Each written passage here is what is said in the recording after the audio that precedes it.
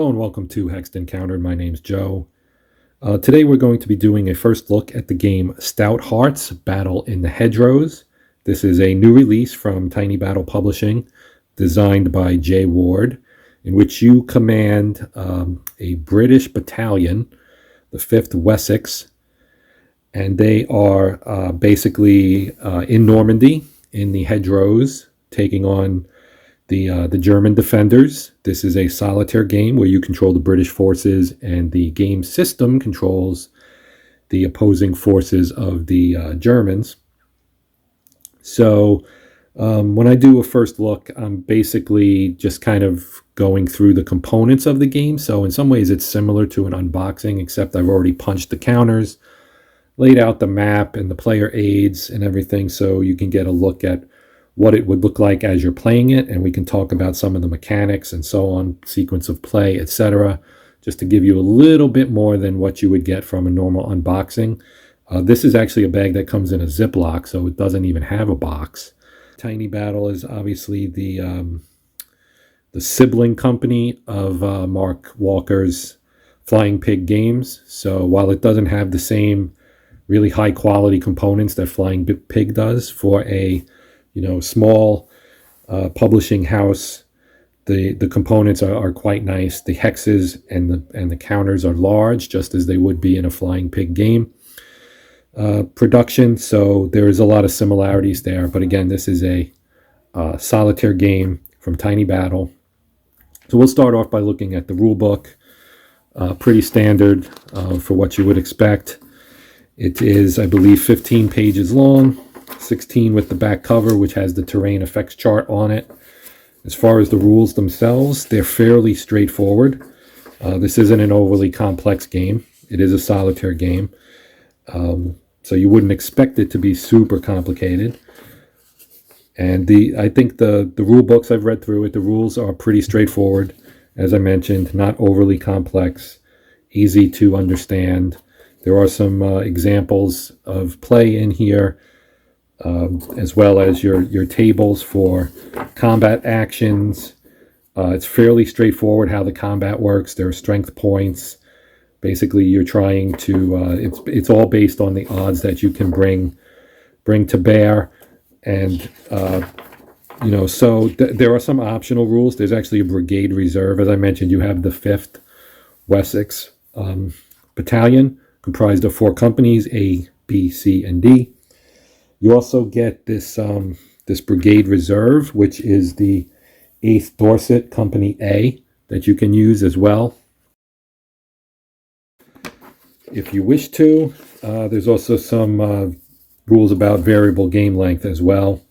Victory levels. You also have the description of the various units here from our infantry platoons, which it tells you it's 37 men with 3 Bren guns and a 2-inch mortar. You got your company headquarters, your battalion headquarters, your carriers, assault pioneers. So you have some support units here: the carriers, the assault pioneers, mortars, Vickers machine guns, anti-tank sections, 2 6-pounder anti-tank guns with Lloyd carriers, a forward observation officer, or FOO. I like that, FOO, and an infantry tank platoon. So you get 3 Churchill Mark 7 infantry tanks with the 75 millimeter medium velocity gun. And they all have, you can see here, you have combat units and assets, as I mentioned. Then you have the Germans, and the German units, basically they start as hidden, and then once you get close enough, you flip them, and you find out what's actually there. And some of them will be dummies. So basically they have zones that they are deployed in, and those zones, basically it's like a random draw, like a chit pull almost, where you pull the units out based on their letters and you put them here on the map. So here, for example, some of the A. So A, there's an A deployment zone, a B deployment zone, and a C deployment zone, and it's all delineated in the manual. But here you have the hidden side, and you flip it over, and you find out what's on the other side. And when it has a letter on there, B, like this. This means if this unit were to be destroyed, it would then be available to be one of the units that would be deployed into B. And the Germans, there are rules for counterattacks. All of this is run by the game system itself. So you have a decent amount of units. Like this is the stack for A. All of these counters, this is the A group. Then we also have B, which is the same number for the B group. And then there's the C group, which has a few less. C group's not quite as numerous, but these have some more formidable units in them,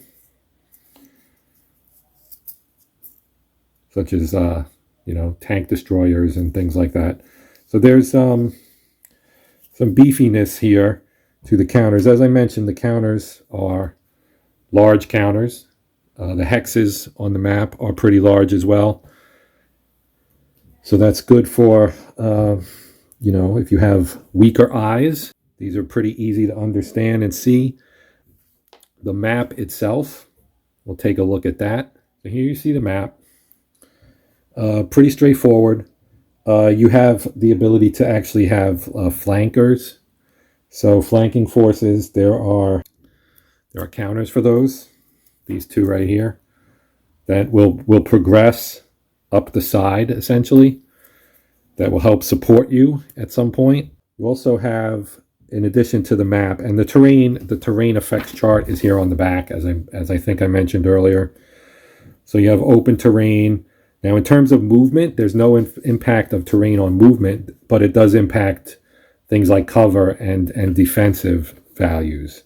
So you can see here defensive modifier, +2 for a hamlet of church and stone houses, +1 for woods and scrubs, +2 for farm, stone, farmhouse, and outbuildings, etc., etc. You get objective hexes. They're called bacon and eggs. I think that's pretty funny and pretty British.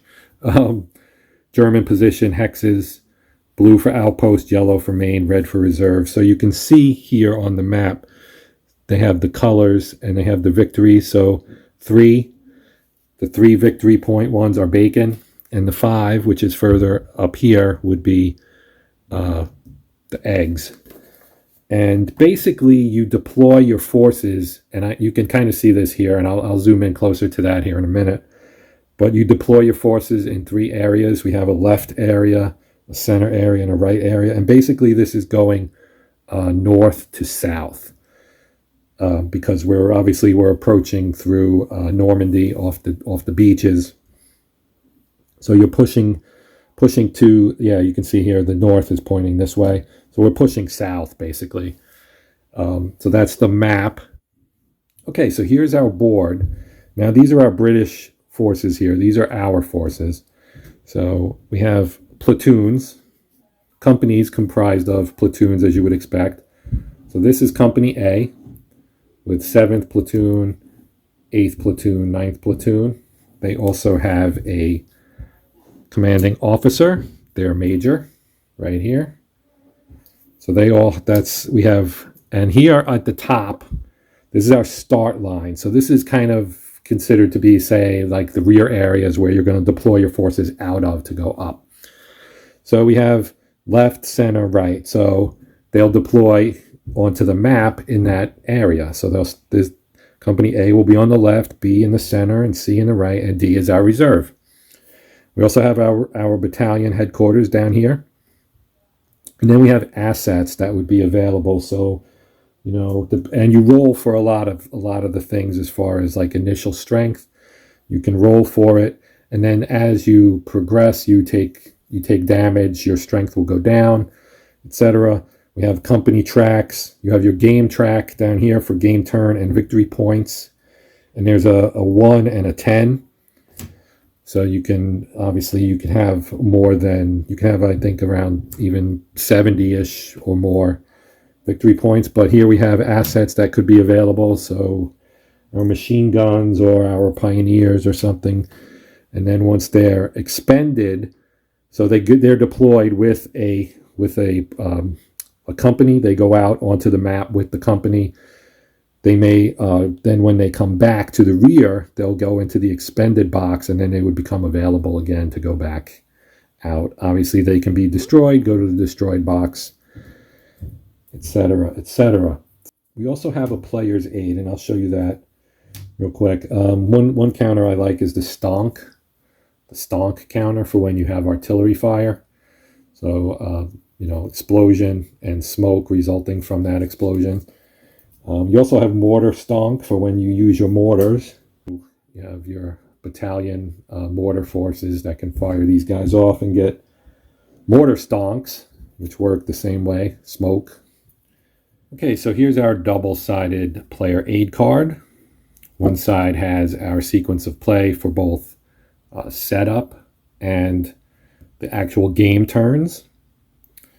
And then you have the company strength point table that I mentioned about you roll a die, a d6, and it determines your strength points. You roll for weather, you roll for suppression fire. So basically, just like in a lot of tactical games, you try to suppress your enemy so that you can then assault that enemy. You also have a barrage table for artillery fire, who it's called by. So I mentioned the FOO, the forward observer.